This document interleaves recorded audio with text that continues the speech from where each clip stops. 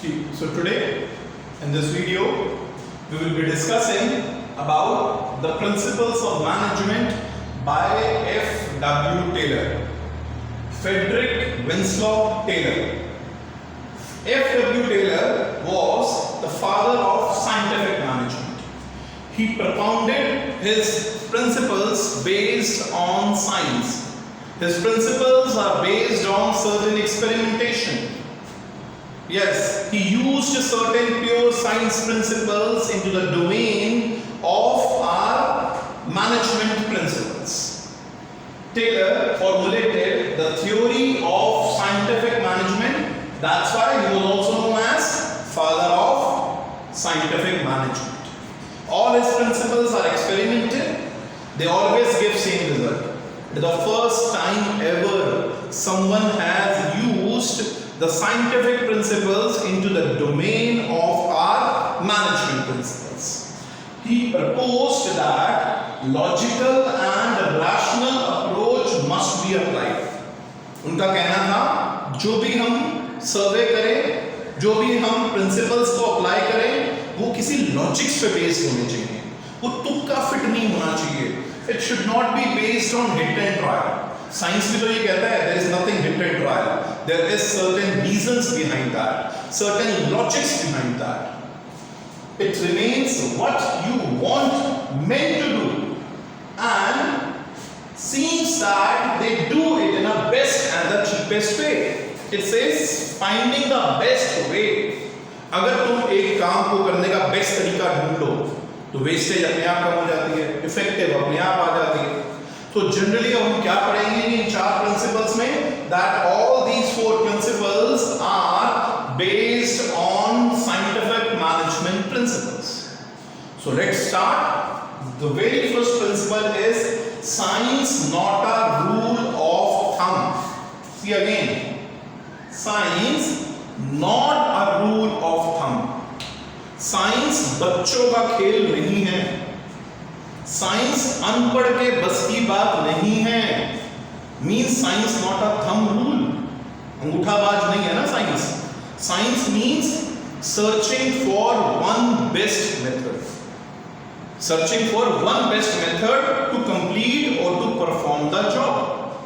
So Taylor emphasized that we know there are various alternatives to do a work, and instead of working on all the methods, individual must work on one best method. If you have observed your cylinder walas, what they generally do? Sir, they generally roll the cylinder on the road and they try not to carry on their back.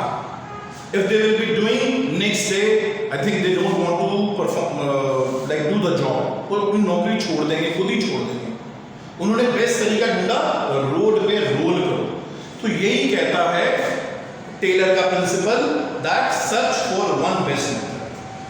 क्योंकि अगर आप hit and trial method से काम करने की कोशिश करोगे तो वेस्टेज ज्यादा करोगे, आप कभी भी इफेक्टिवनेस नहीं ला पाओगे.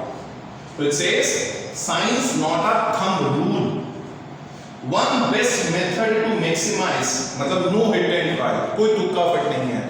बच्चों, ये पहली बार कभी किसी ने साइंस के प्रिंसिपल्स को मैनेजमेंट के प्रिंसिपल के साथ जोड़ने की कोशिश करी है जी.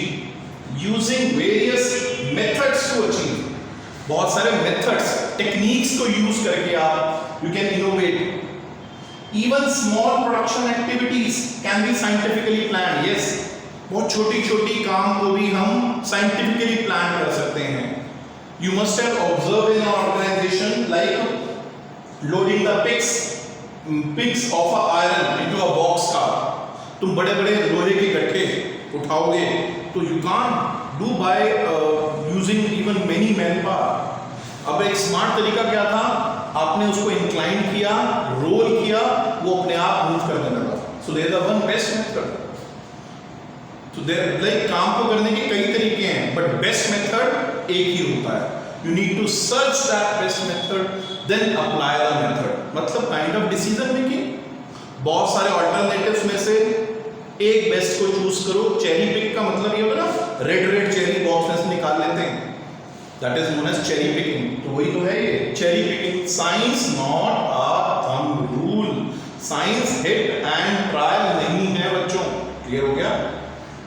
नेक्स्ट है harmony not discard. Harmony not discard means work to be done in love and affection, not in haste.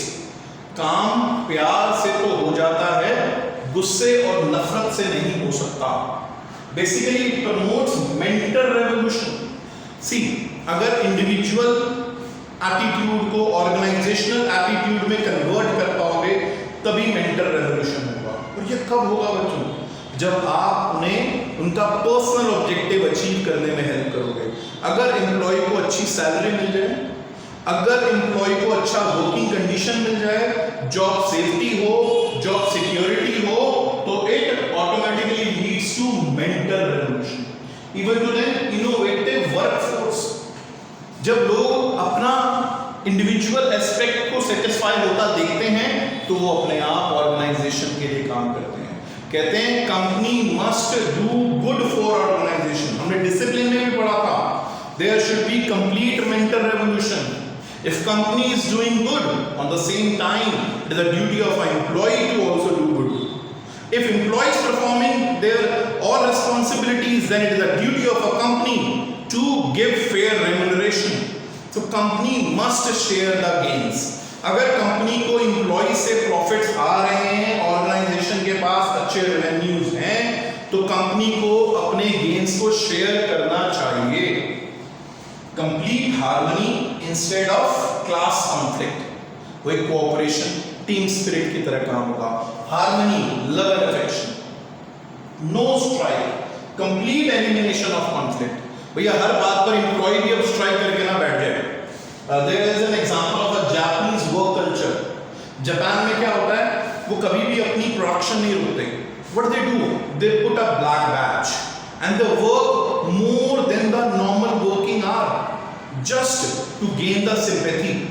अच्छा, वो उनका अपना एक एग्जांपल से समझाता हूँ। एक शूज मैन्युफैक्चरिंग कंपनी थी, अब वहां पे स्ट्राइक हो गई। स्ट्राइक कैसे कॉल ऑफ हुई कि भैया हम प्रोडक्शन तो करेंगे लेकिन हाफ। उन्होंने सिर्फ राइट पैर का जूता बनाया, लेफ्ट पैर का जूता ही नहीं बनाया। अब सेल नहीं हो रही, रॉ मटेरियल ज्यादा लग रहा है। अगर सारा रॉ मटेरियल खत्म हो गया तो भैया राइट पैर का जूता बनाने के लिए रॉ मटेरियल नहीं बचेगा। तो कंपनी ऐसी मांग को जल्दी से समझती है। तो जापान के अंदर वो ज्यादा स्ट्राइक्स पे नहीं जाते, they go for kind of parentalistic. वो कंपनी को कहते हैं we are one, why we are moving against each other. Company उनकी बात मान जाती है। तो इसका मतलब क्या है, there should be complete oneness, there should be harmony amongst the employee and management. See, they both are complementary to each other, they can't go without each other. तो दोनों एक दूसरे के साथ चलते हैं। अगर एम्प्लॉई अच्छा सैलरी चाहता है तो कंपनी को हेल्प करे, अगर वही कंपनी को अच्छा आउटपुट चाहिए तो वो एम्प्लॉय की हेल्प करे। That is sharing the gains with the employees. So this is known as harmony, not discord. Third principle पे आ रहे हैं बच्चों, cooperation, not individualism.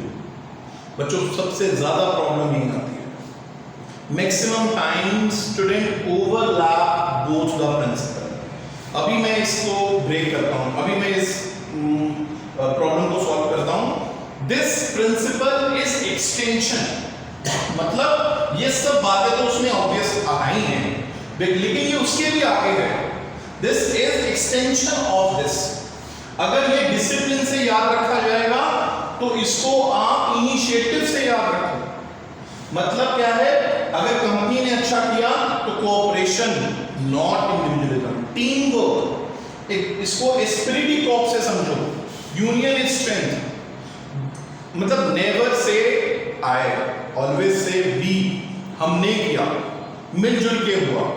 कंपनी का एक मैनेजर कभी भी, अब ये जो अगर suppose in coming time obviously we do that, ये कोविड-19 पे हम सक्सेस ले लेंगे तो क्या सिर्फ अकेले मोदी जी को इसका श्रेय जाएगा?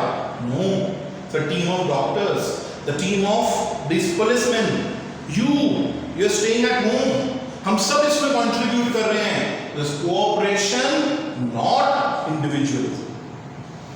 This is extension of harmony, not discord. इसका extension है बच्चों. Complete cooperation, complete oneness. Team spirit, which is says spirit he corps, union is strength. एकता में अनेकता. Paternalistic style of approach. Parent की तरह कंपनी सोचे, एम्प्लॉय भी कंपनी को अपना माने. Suggestions must be welcome. Yes, there should be a welcome suggestion. अगर कोई एम्प्लॉय अच्छा सजेशन दे रहा है तो कंपनी उसकी जरूर सुने. इनिशिएटिव, जैसे हमने एग्जांपल दिया था बच्चों कोलगेट का. सब सेल कैसे बढ़ाएं, top management, middle level management, lower worker, सब ने इसका मंथन किया. एक वर्कर बोलता है, सर इसकी नोजल का साइज बड़ा कर दो ना.